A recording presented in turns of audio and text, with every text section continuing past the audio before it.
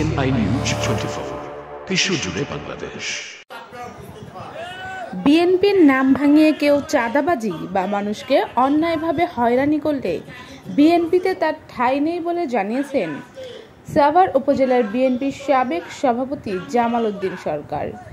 সকালে সাভারের রাজাসন এলাকায় বৈষম্য বিরোধী ছাত্র আন্দোলনে নিহতদের স্মরণে ও বিএনপি চেয়ারপারসন বেগম খালেদা জিয়ার রোগ মুক্তির কামনায় বিশেষ দোয়া মাহফিলে যোগ দিয়ে তিনি একথা বলেন।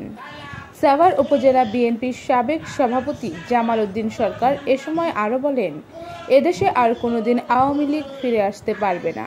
তাদের নেত্রী গণ অভ্যুত্থানে দেশ থেকে বিদেশে পালিয়ে গেছে, তাকে ফিরিয়ে এনে বিচারের মুখোমুখি করা হবে বলেও তিনি বলেন।